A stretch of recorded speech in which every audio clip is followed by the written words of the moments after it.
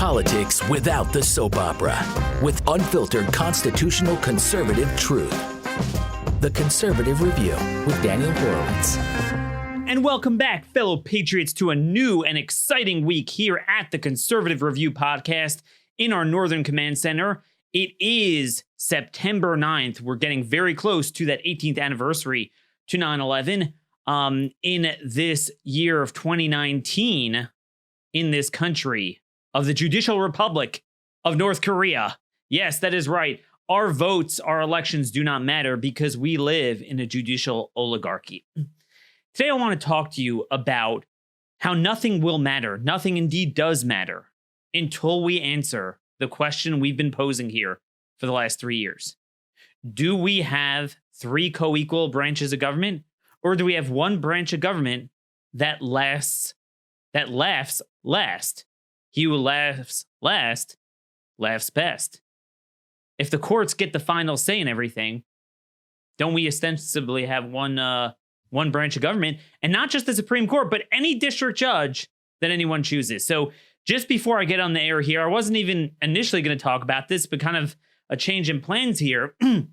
A judge, John Tigar, Tigar, from San Francisco, says he's putting a nationwide injunction on the president's policy, which is in concert with not just our law, but even international law, that you have to declare asylum in the first safe country like Mexico before you come here. And if you didn't, you're not eligible for asylum. He says, I'm going to put a nationwide injunction on that. We are at a point here in this country where the left is coming back today after this long August recess. And by the way, it's already September 9th. So it's partially a September recess too. They've been away for 6 weeks. And Democrats are coming back like people with a mission. They are coming, they are seeing, and they are seeking to conquer. They are fixated on a gun control agenda, but many other issues as well. They know their sense of purpose. They know their beliefs. They know why they are engaging in politics. Republican members of Congress are coming back, fill in the blank. To do what? What is it that they believe strongly in? We have given a consistent narrative this past month on the need for them to come back and pound the lectern just as strongly as the Democrats pound it about gun control. They need to pound it on sanctuary cities and criminal control, about this criminal justice reform, deform, jailbreak agenda, releasing violent felons, never locking them up, releasing them on bail, putting them on parole, all this stuff. And yet, we don't have a single Republican pushing a conservative narrative, a conservative legislative agenda on a single issue. I have never seen this any time in my entire career where we've had such a dearth of leadership. Then it comes to the president. You know, people chose Donald Trump in that primary, 2015, 2016, for a reason. Because they were sick of the same old excuses of Republicans saying, oh, we can't fight in the budget bill because it might risk a government shutdown. Oh, criminal justice reform. Oh, dreamers. And here we have the president kind of echoing the same stuff. I'm not going to accuse him of creating this, but he is not remedying it. And if you look at the president, his tweets from the past day, it's just all over the place. No narrative. Nothing that's going to make the Democrats feel the heat. It's just this petty stuff and sometimes liberal stuff. And where does that leave you and me? Where does that leave us? I badly want this president to succeed. We have no choice. We have nowhere to turn. We have three people challenging him in a primary now, but all from the left, not from the right. So, you know, I can't be more pro-Trump than he himself is pro-himself. Where is the relentless narrative? Pick one issue. Pick sanctuary cities. I did a show on this 2 weeks ago. The need for the president to declare war on sanctuary cities. Everything he tweets, everything he says should be about law and order, public safety. it not only blows up the gun control agenda, but puts the Democrats on defense. Let's face it. Right now, the Democrats have nothing to fear. Be objective here. Don't be a drone. Be objective for a moment. Democrats are in a very good position now.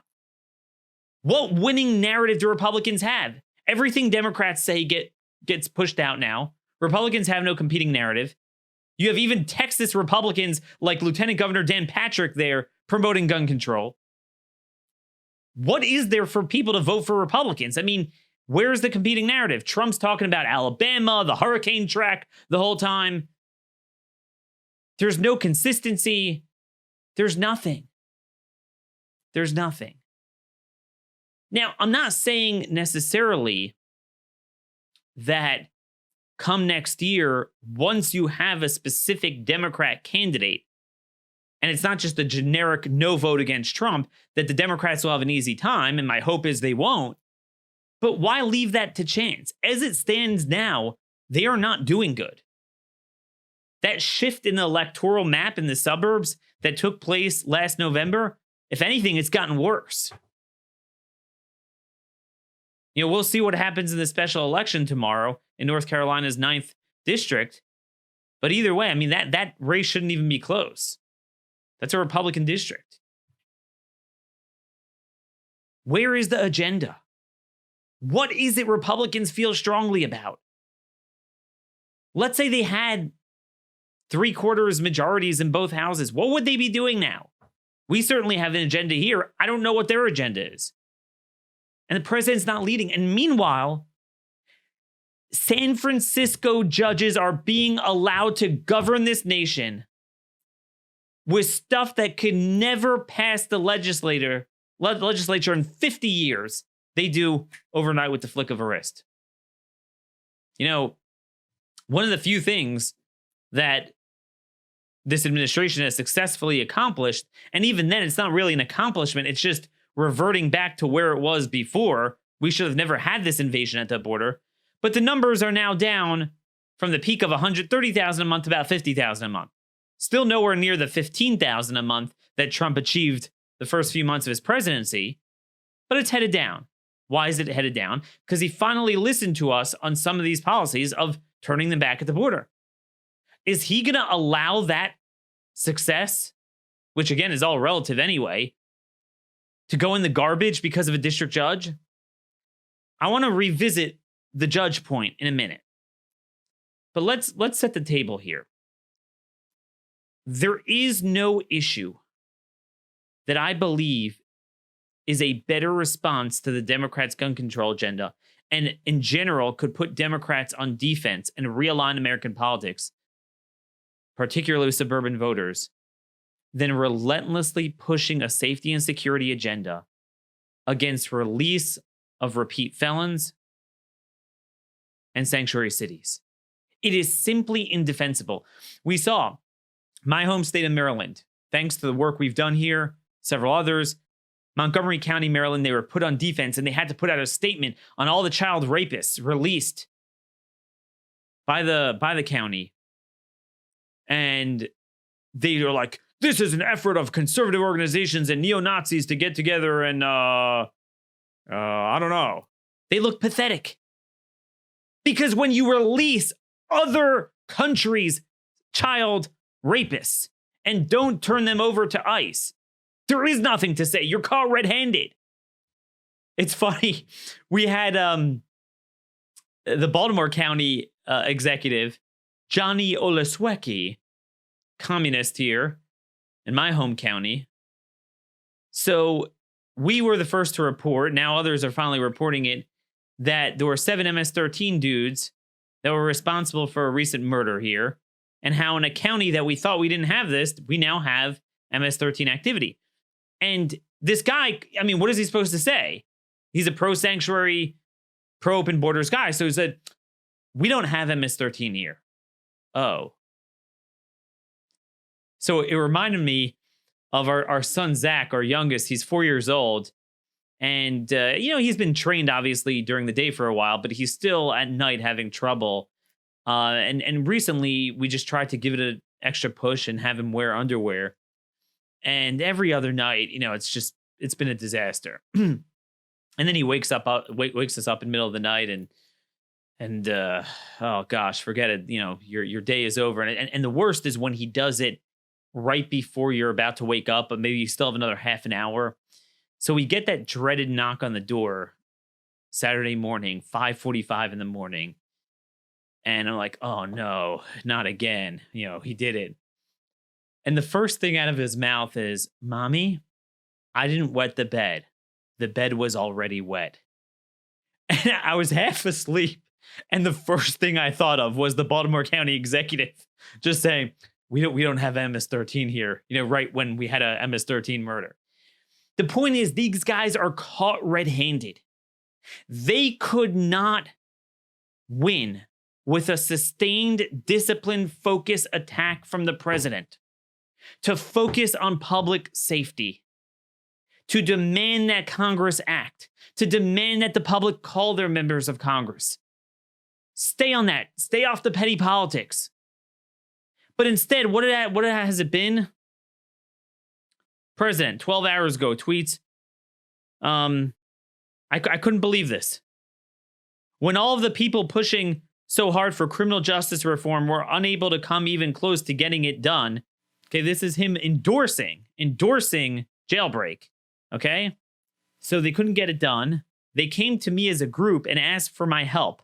I got it done with a group of senators and others who could never have done it for it, who could never have gone for it. Obama couldn't come close.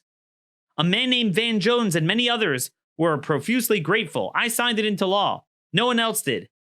And Republicans deserve much credit.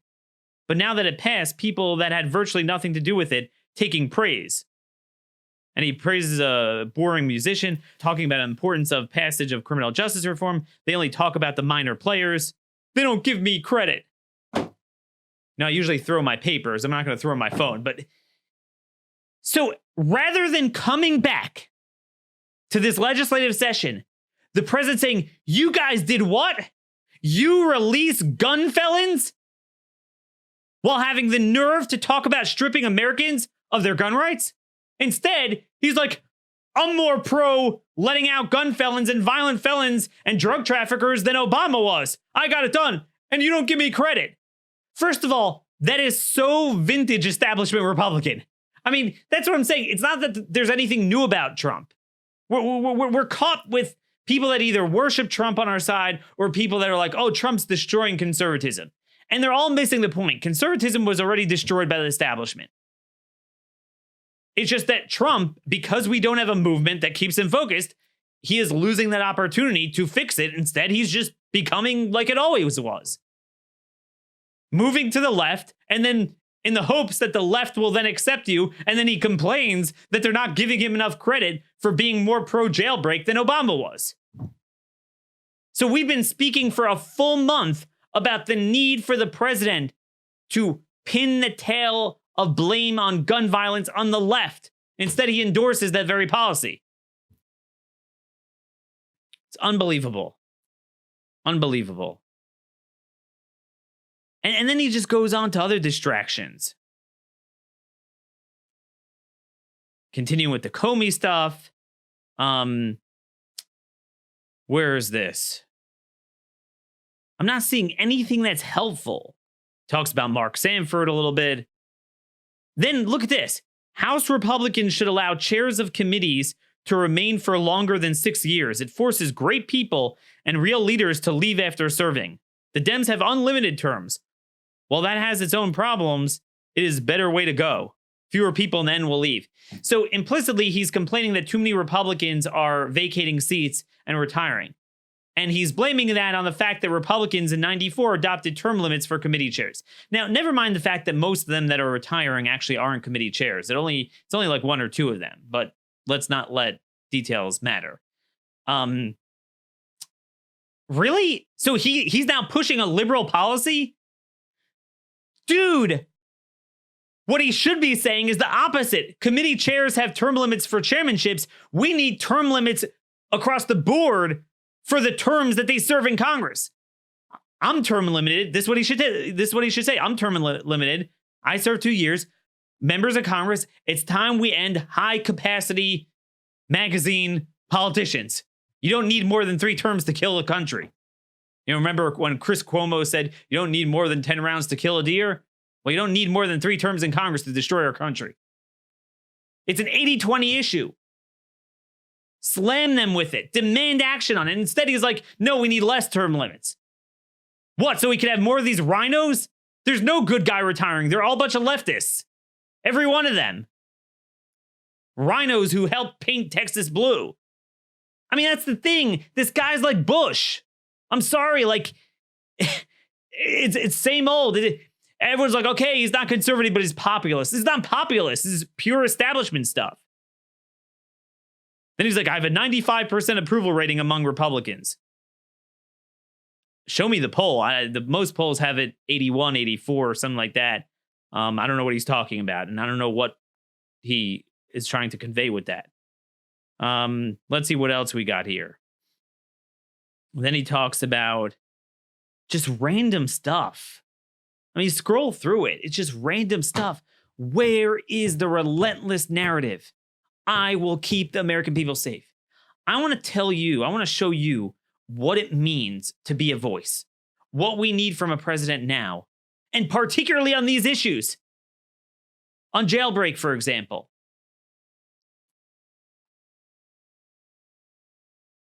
Reagan spoke about crime. And it's funny. He uses the word criminal justice reform. Criminal justice reform used to mean what we want it to be. That we're not strict enough on criminals, that there's too many loopholes, that the judicial system cares more about the criminals than the rights of Americans who are victims of crime. September 11th, 1982. Reagan's address to the nation on crime and criminal justice reform. Today, I want to talk to you about a subject that's been very much on my mind, even as we've been busy with budgets, interest rates, and legislation. And he talks about crime in our society. Many of you have written to me how afraid you are to walk the streets alone at night. We must make America safe again. Sound familiar? Especially for women and elderly who face so many moments of fear. And he talks about the rise in crime. And then he says it's time to get these hardened criminals off the street and into jail. Primary responsibility for dealing with these career criminals must, of course, rest with local and state authorities. But I want you to know that this administration, even as it has been battling our economic problems, is taking important action on the federal level to fight crime. And this is when he introduces his crime bill. And he has all sorts of ideas. 9 out of 10 Americans believe that the courts in their home areas aren't tough enough on criminals. Another 8 out of 10 Americans believe that our criminal justice system does not deter crime. And he talks about different improvements. Revising the bail system so that dangerous offenders and especially big-time drug pushers can be kept off the streets. Now, even Republicans are pushing to abolish bail. And we report every day all these people that get out on bail and kill people because it takes years to even get a trial. He says we also want to stop the abuse of the parole system by making jail sentences more certain. How many times do we talk about now the parole? Everyone's on parole. He talks about the exclusionary rule, this BS right that's been put into the Constitution that if there's something the judge doesn't like about the way the cops handled a case, it throws out everything. It can't be used to convict someone. Made up. Made up. And he goes on and on. And it speaks to us today even more than it did then. Because Reagan succeeded. He eventually had a lot of this passed. It was watered down. And it led to a 2-decade-long 60% decline in violent crime. And now the last number of years, because we've turned back the last decade, thanks to Republicans agreeing with Democrats, that Trump used to trash, and now Javanka has got him to sign on to, we're losing all of that momentum. And especially the people going into the system now. I mean, I just reported today on a case of this illegal alien that no one is reporting he's illegal, who impregnated a 12-year-old girl. He was a fugitive for 16 months. They finally caught him. Big news. The bail was set at $50,000 for him. A guy like that. No one talks about that, of course. And by the way, if you remember, I had Jessica Vaughn on Friday, so I didn't have time to talk about this much. But if you remember,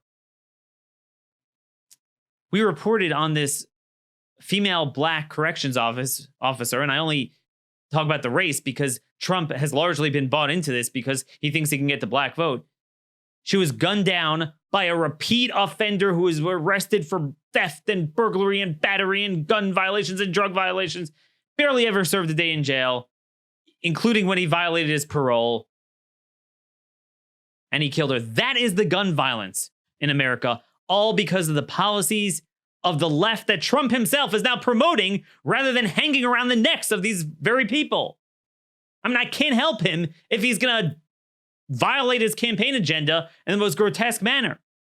But anyway, this stalled in Congress for a while. It stalled for a while. In 1984, Reagan gave another address, and he gave many addresses on this, but I want you to listen to this particular one, courtesy of the Reagan Library that archived his radio addresses. He goes on to explain how the Senate passed this like 90-1. Yes, back then, even Democrats like Joe Biden were anti-criminal. And it was dealing with all sorts of important things that, parole and bail and exclusionary rule, all these things that we need today. And then he said, the liberals in the House are holding it up. And then the president called on the people to do the following. Let's take a listen. We're not about to quit on our crime bill. We're going to do what we've done in the past. We're going out to the heartland, and we're taking our case to you, the people. And so I'm asking for your help today. Please send a message to the House leadership. Tell them to stop kowtowing to the special interests and start listening to you, the American people. Americans want this anti-crime legislation, and they want it now. And if those of you listening will lend a hand, we can get it now. Please tell your elected representatives you expect full and fair representation, and that means getting this bill out of committee and onto the floor of the House for a vote. Look at that leadership. He had a specific plan. He explained it, and you can listen to the whole address. It's about 5 minutes. He explains the need for it. He explains what it does. It's a specific piece of legislation. Here's what you need to do. They're holding it up. He didn't say, oh, there's nothing I can do. I don't control all three branches. Although even when I do control all three branches, we do nothing too. No, he's like, you push the bill, you start it in the body where you control, which just like Republicans today, back then was the Senate. You push it then and you say, the House is holding it up. And you call on the people, call your congressman, tell them this is unacceptable. Relentlessly push a narrative. Notice Reagan said, like we've usually done. He did this with the tax cuts. This is what he did. He went to the heartland. He marshaled the people. He went around on speaking tours and radio addresses, and he had a specific piece of legislation, and he had an agenda. He had a vision. He had a focus. And then he would try to elicit pressure from the people against the Democrats. Why is it that the Democrats are the ones controlling the narrative without the bully pulpit of the presidency, with just control of the House? Heck, they controlled it even when they didn't have the House, the first 2 years of this administration. Why is it that they're the one with the narrative? Tomorrow they're going to have endless hearings on gun control in the House Judiciary Committee. Where is Trump saying, I am demanding the following votes on toughening sentencing and blocking the judicial loopholes that let out violent gun felons, fighting sanctuary cities? Think about this. Think about this for a moment. There is a budget bill that has to be signed before October 1st, or there's a government shutdown.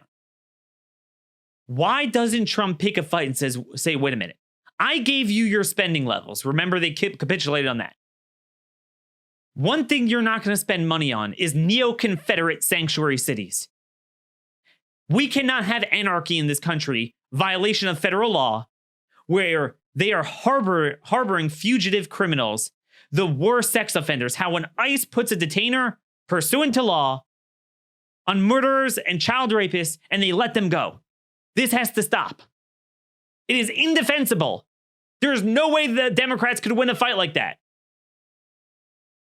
Are you going to shut down the government in order to fund sanctuaries that release other countries' child molesters and sex predators. How hard is it to push that message, call upon the people to elicit this reaction? But instead, there's nothing. Absolutely nothing. I mean, do you know how many loopholes there are now? Here's another one. I didn't even know about this. This is from ABC5 News in Minneapolis. Minnesota criminals use scam to avoid jail bookings, commit additional crimes.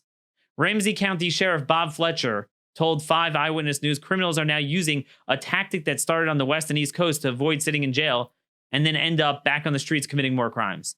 It is now happening every day at the Ramsey County Jail, said Fletcher. And I can tell you, it is now happening in virtually every Minnesota county on a daily basis, getting worse every year. And he basically said what happens is the criminals are arrested. When it comes time to book them in the booking area of the jails, they tell the officer that they've ingested illicit drugs like methamphetamine and they need to be taken to the hospital. Then they need to take them to the hospital. And then once they're there, the officers don't, especially in the smaller counties, don't have enough deputies to babysit them like Border Patrol does, with their people at the hospitals. So they leave. Once they leave, hospitals aren't law enforcement. They can't hold on to a guy. If a guy says, I'm out of here, he's out of there. And this has been happening all over the place. This is just one of the many things happening. This is the criminal justice reform we need. Like Reagan said, our system is not tough enough on criminals, especially in recent years, where we've reversed the entire legacy of Reagan. And instead, the president, rather than hanging this around the necks of the left, is saying, I pushed jailbreak. I pushed Michael Dukakis, Van Jones's, Kim Kardashian, Soros's agenda on crime, and I'm not getting enough credit for it. Yeah, buddy, you're not. Maybe you ought to learn a lesson. When you ditch 80% of the country for the 20% of that support the elite view, not only do you lose the opportunity to win the hearts and minds of the majority, the silent majority of this country, but guess what? The same elites that you saddled up with wind up kicking you in the nuts. That's what establishment Republicans used to do all the time. They thought they would be in their graces for doing liberal stuff. I mean, tell me, how is this any different from a run-of-the-mill establishment guy? Except there's just more distractions and more color in what he does. I want this guy to succeed. Anyway, just in the remaining time, I want to come back to the courts. So you'd say, look, Republicans, when they're in control, they get blamed for everything, even though they're not pushing anything. So the left has its cake and eats it too. They get their policies enacted, but they don't get blamed for it because Republicans are officially in charge, so they get blamed for it. But it's worse than that because the courts are enacting everything they want without anything. Imagine if Congress were to pass a bill that said that any one of 7.8 billion people in the world, even though they clearly have no asylum claim, could come to our border and claim asylum, even though they could have previously chosen another country or passed through another country that's designated as a safe country by the UN to make that claim. How many votes do you think it would get? And if Democrats ever accrued enough power to pass that, I think we all know they would get crushed for agreeing to pass that. But one guy, Judge John Teager, he's allowed to go to just create his own case and controversy. And he puts on a nationwide injunction. Now, this is important because he did this in July. Then the Ninth Circuit actually said, look, no, you can't apply this outside of the Ninth Circuit's jurisdiction. And then, but they did say, well, you need to provide more evidence or something. So he came back and he did more. And now today he said there's a nationwide injunction. On Friday, Attorney General William Barr, as many of you have emailed me, wanted to get my comment on this. So he wrote an op-ed that was strongly worded in the Wall Street Journal, basically saying categorically that by definition, injunctions outside of judgments for the individual plaintiffs are unconstitutional because it's not the judicial power. You don't legislate, you don't veto, you just give a judgment to a plaintiff. In Smith v. Jones, Smith wins. Smith can do this.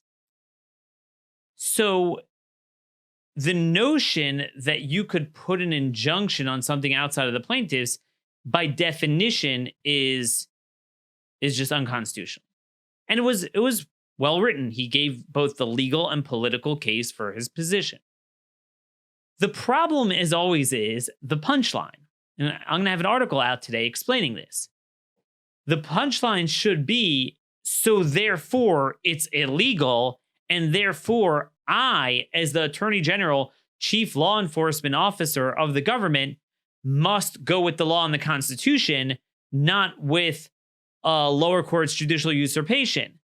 Instead, what they do is, he just said the Supreme Court needs to take this up.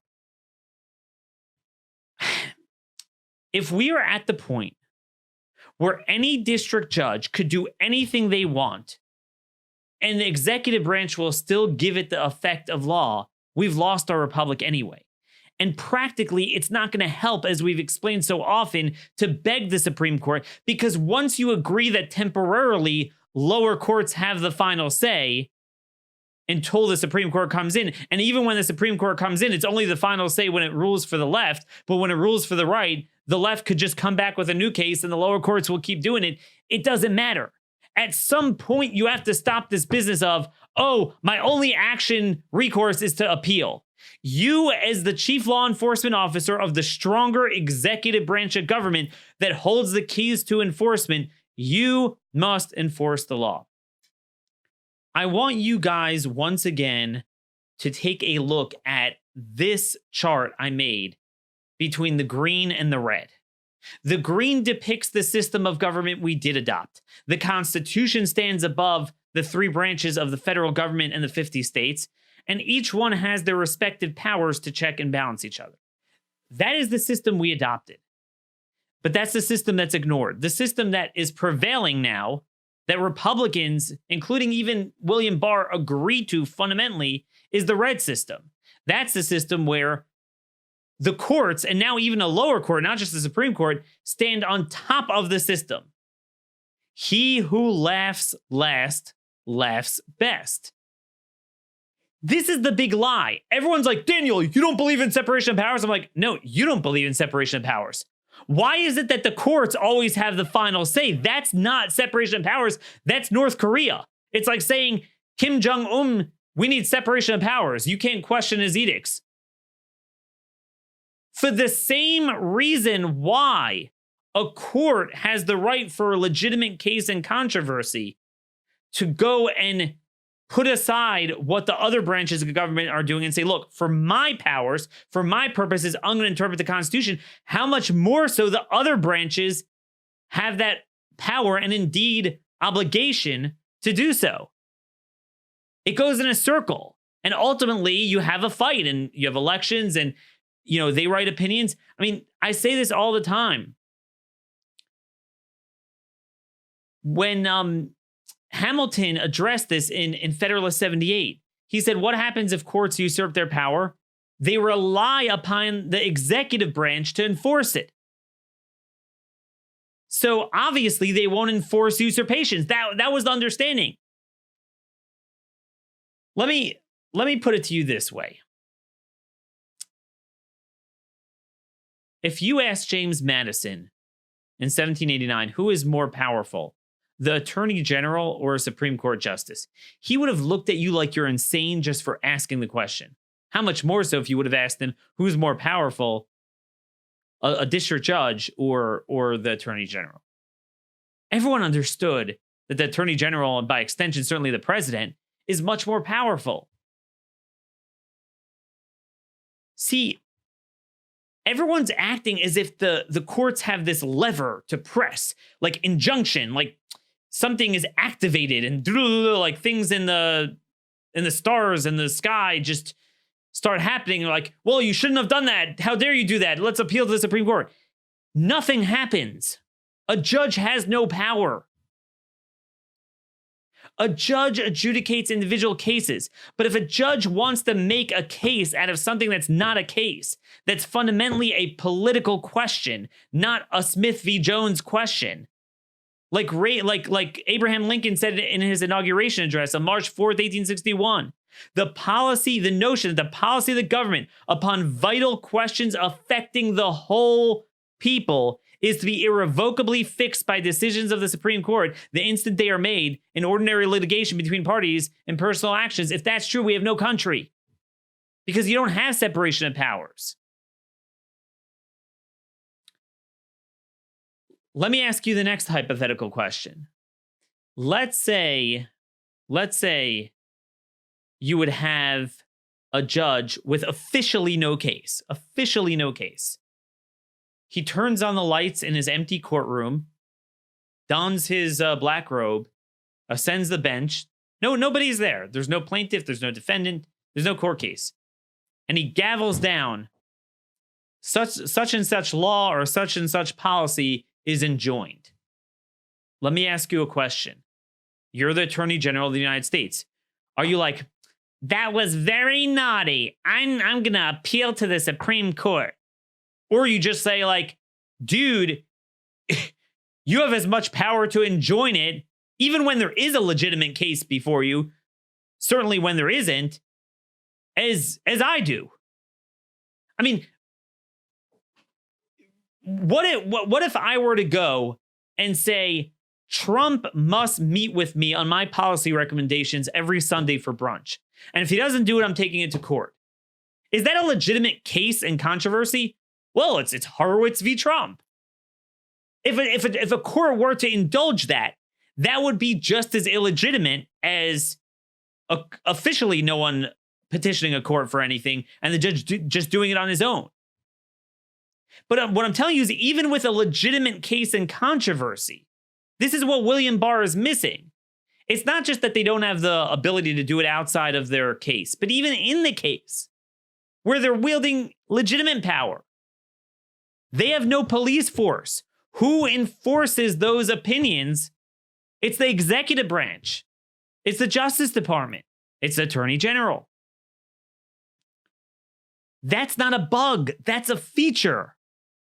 It's not like, oh, that's very naughty, Daniel. You're being very out there to not listen to the court. Well, what do you mean not listen to the court? It's like saying that the president is not listening to Congress by vetoing the bill. That's a power that was given to them. If finality of any decision is rest with any forum shop judge until and unless the Supreme Court decides on it, and then that's the final opinion, universally binding over everyone. Oh, except if a lower court goes further to the left, then they can continue doing that. That's a judicial North Korea. That's not the system of government we adopted. Doesn't William Barr know that he has the power? If a judge tells you that there shall be open borders, you in the executive branch are not allowed to use the various police forces, so to speak, the marshals, ICE, Border Patrol, against the law. You cannot give that force. Just like everyone seems to agree with judicial review, if Congress passes a law and the executive branch enforces it, and a judge believes it's unconstitutional, a judge could refuse to give it the force of law to convict a person. So too, when a judge wants to give someone a right that they don't have, and that right, it's an affirmative positive action that depends on the executive branch has the right to say, wait a minute, I don't agree with that. That is unlawful. It's a two-way street. For if it were only a one-way street, that wouldn't be separation of powers. That wouldn't be checks and balances. That's the difference between judicial review and judicial exclusivity / judicial supremacy. They don't get the sole and final say. They get an avenue, but as William Pryor said, he's 11th Circuit judge, ultimately what Hamilton meant to say, that the courts have neither force nor will they rely upon the executive branch to give its opinions force, is that we rely upon the strength of our written opinions. But if everyone sees it's garbage, then it's garbage. So let me get back to this particular case with the border. A judge is now saying that 7.8 billion people, they could come, violate asylum law, and we have to let them in. So here's the deal. Here's the deal with that. Who is the plaintiff? Foreign nationals? No. The ACLU is the plaintiff. I'm not kidding here. The third-party organizations, I don't have the wording in front of me because my article is not published yet, but it will be there. It's something like, our attorneys have to work extra hard, so we are affected by the rule. It's like saying that Daniel Horowitz of Conservative Review, agree or disagree with me, I work very hard, I could get standing to sue anything I don't like because I have to then spend more resources and time to learn about it and educate my listenership and readership about the effects of the thing. I'm not engaging in hyperbole here. That is what the ACLU said. And Judge Teager gave them standing. That's not judicial power. That's not a legitimate case in controversy. That's just as legitimate as a judge gaveling in a ruling without a plaintiff. There is no plaintiff. Number two, it's settled law that the president has this power, including case law of his own court in the Northern District of California saying that the right to exclude, deny entry is not just delegated authority from 1182F from Congress, but it's inherent in the president's executive authority to govern foreign affairs. And certainly asylum law, these policies were negotiated with very sensitive diplomatic relations with Mexico and Guatemala. That's foreign affairs. What if a judge said, I don't like the Afghanistan war, which I don't like? He can't do that. I mean, you could say whatever you want. This is what Barr is missing. There's got to be some point where you say, I am not going to give it force. It's not just like, it's not even not listening. Not listening would mean the courts have that power and you're somehow rejecting it. You need the executive branch to give it force. Just don't give it force. I'm not talking about individual criminal cases. I'm talking about a broad border question. You can't do that. I mean, this is the opportunity they missed with the census case. Judges don't write a census. The executive branch writes it. That was completely lawless. Recently, I've gotten hooked on Ancestry.com. I don't know how I got into it. Just, we're talking about family history recently. And I was just looking up different things. And one of the biggest things you see are the census documents. And what's amazing is, you'll see they all ask, are you a citizen or an alien? It's all there. How a judge could say our entire history is unconstitutional because I don't like Trump. And Barr caved. That's what I'm saying. So a lot of people think he's getting more aggressive. He's getting more aggressive that he's finally saying it's illegal to do a nationwide injunction, but then not treating it like it's illegal. He's just begging the Supreme Court. And look, you see the Ninth Circuit took away the nationwide injunction and the judge came back.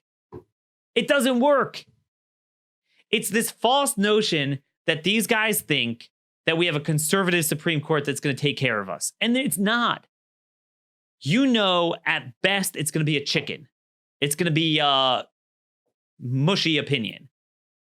These cases are very complicated. So they're going to give a whole convoluted litmus test. Well, these cases, you could do a nationwide injunction. Here's the standard. They're not going to categorically reject it.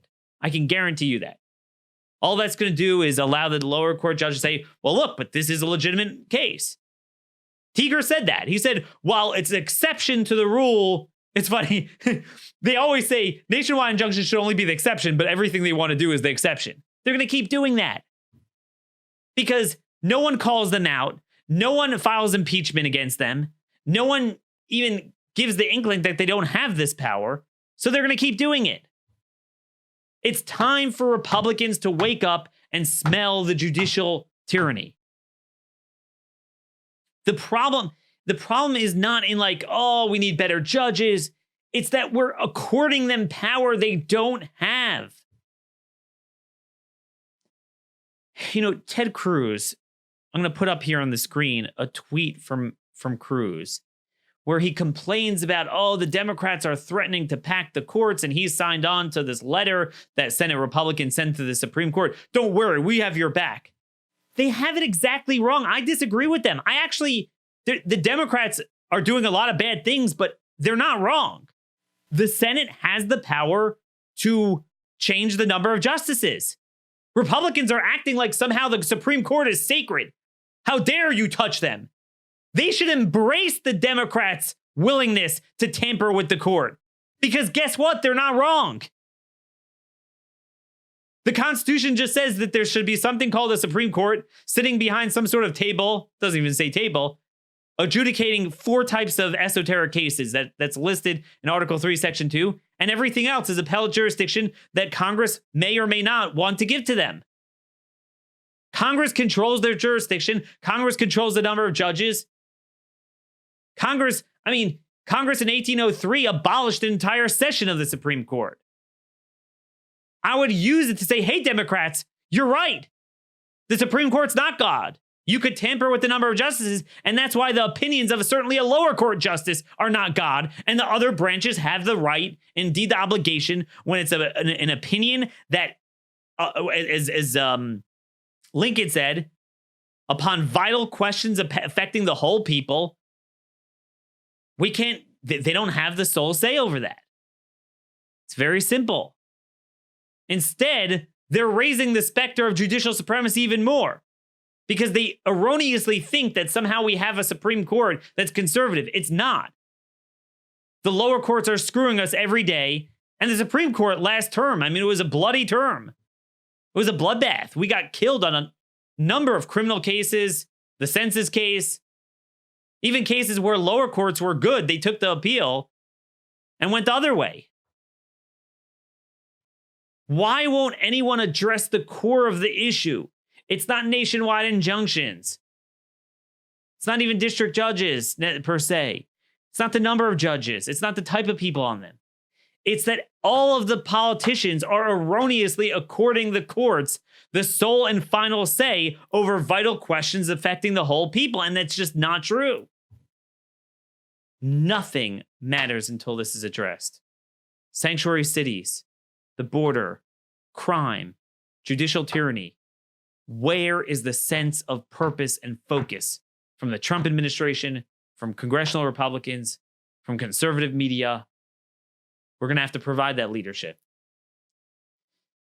But look, I want this president to win so badly. But if we're not going to do anything legislatively, even messaging-wise, if anything executive is subject to any district judge until and unless we can somehow get an appeal, but then they come back another round, there's no purpose to having a second term. For what?